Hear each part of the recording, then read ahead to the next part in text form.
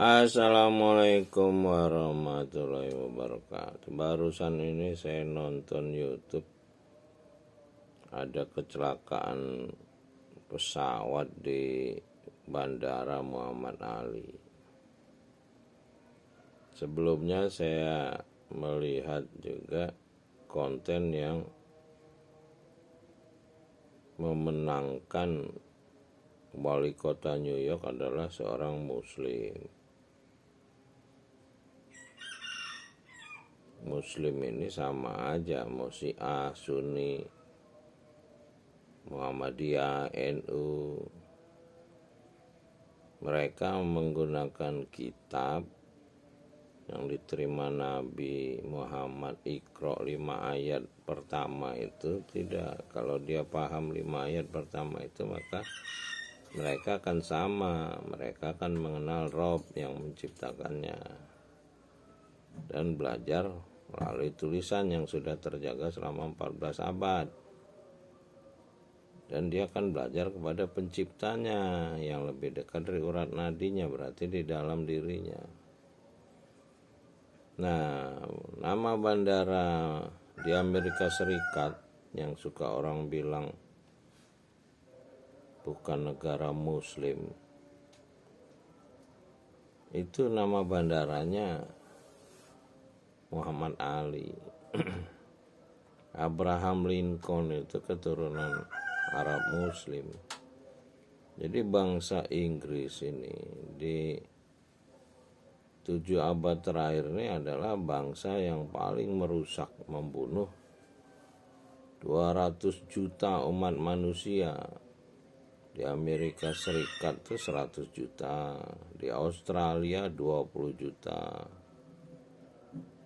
Belum dia di Maluku itu yang kepulauan Labuan Rote, yang Pulau Pala itu yang ditukar dengan Pulau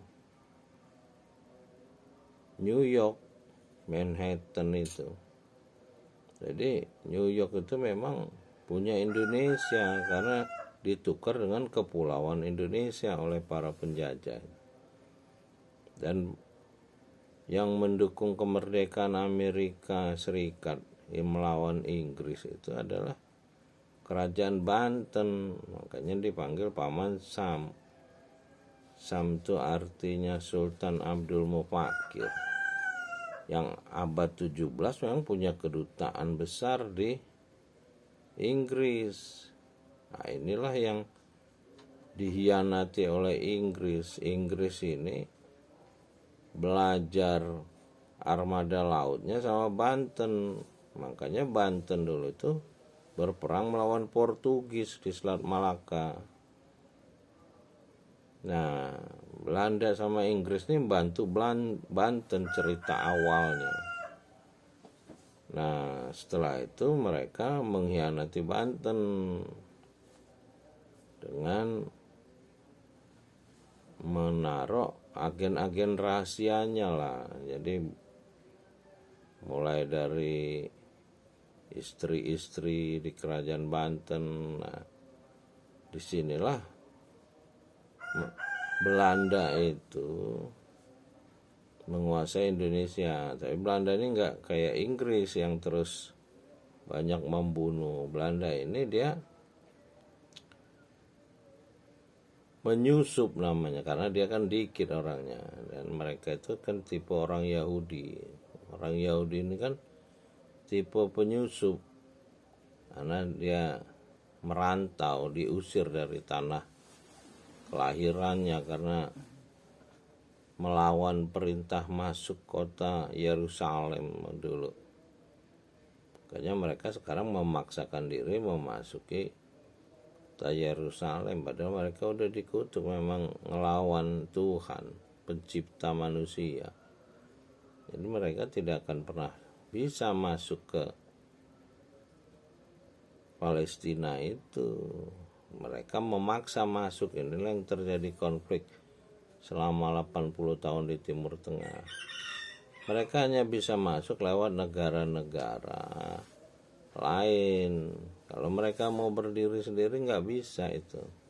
udah kitabnya yang ngomong kayak gitu. Nah, ini mereka paksakan, ya mereka sendiri nggak pernah tenang karena memang itu udah kutukan Tuhan. Nah, balik lagi ke New York yang wali kotanya Muslim. Ya memang sejarah Amerika Serikat itu adalah sejarah orang Islam membebaskan dunia ini dari kekaisaran agama Kristen, Romawi, Roma. Jadi Eropa dulu itu dikuasai oleh agama Roma, Paus apa itu. Makanya di Eropa itu lahir Protestan. Setelah Islam membangun Renaissance, pemikiran-pemikiran sains di Eropa. Karena Islam di Eropa itu dimulai dari abad ke-7, masuk dari Spanyol. Yang masuk ke Spanyol itu orang Jerman yang ada di Afrika Utara, yang dari abad kedua ada di Spanyol, abad keempat mereka pindah ke Afrika Utara. Itulah bangsa Mormon itu. Makanya mereka sama dengan orang Eropa, orang-orang Aljazair, Maroko. Itu sejarahnya. Jadi bukan orang Arab yang masuk ke Spanyol, tapi adalah orang Jerman yang ada di Afrika yang kembali ke Spanyol. Nah, mereka lah yang menyebarkan Islam di Eropa.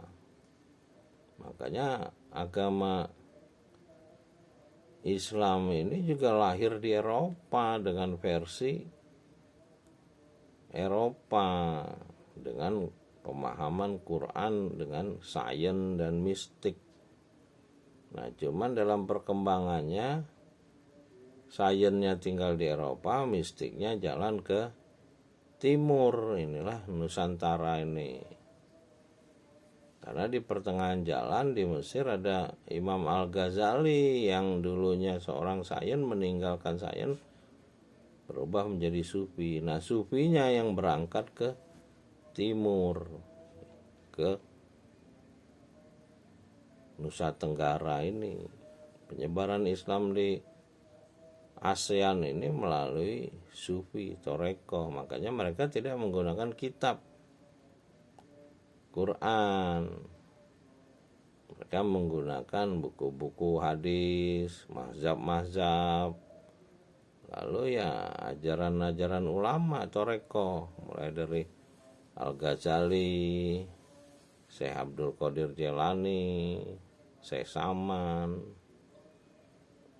Nah, memang di dalam kitab itu ada dua, ada ayat-ayat mutasabihat, ada ayat-ayat muhkamat. Ini melahirkan toreko sains dan toreko mistik.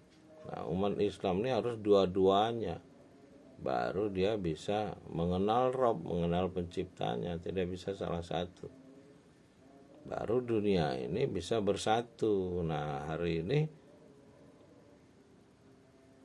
bahasa Indonesia menjadi bahasa ke-10 di Perserikatan Bangsa-Bangsa. Nah, inilah yang diperankan oleh Presiden Prabowo Subianto di dalam politik internasional. Ya, membawa 280 juta umat Islam ini untuk membangun perdamaian dunia. Karena umat Islam ini aslinya memang membawa perdamaian dunia. Makanya Romawi dan Persia itu runtuh, yang selama 3000 tahun berperang dengan pemimpin revolusioner Nabi penutup Muhammad SAW yang dikenal orang jujur itu. Dua kekaisaran ini bersatu. Cuman dalam perkembangannya 100 tahun pertama itu terjadi pergeseran dari orang Islam Madinah yang mengikuti kitab. Dengan terbunuhnya cucu Nabi Hasan Hussein, dikuasailah oleh orang Islam Mekah yang menentang kitab, lalu mereka membangun kekaisaran Islam di Eropa dengan menggunakan hadis-hadis. Mereka inilah yang sebetulnya memuja Muhammad, makanya kita kenal ada nama Muhammadiyah, ada Toreko yang mengutamakan orang-orang yang dikultuskan seperti di Eropa. Nah, jadi kita harus napak tilas Nabi penutup dulu, Iqra, belajar kepada pencipta melalui kitab yang sudah 14 abad itu baru bisa belajar kepada Rob. Cuman ya sudah 15 abad ini tidak mudah untuk berpikir ulang.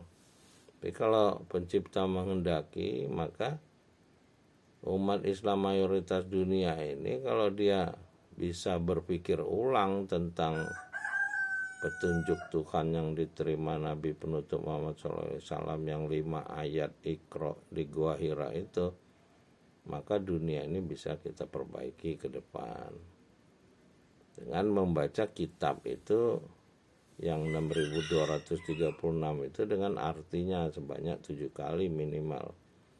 Baru kita bisa berpikir ulang tentang petunjuk Tuhan yang sebenarnya.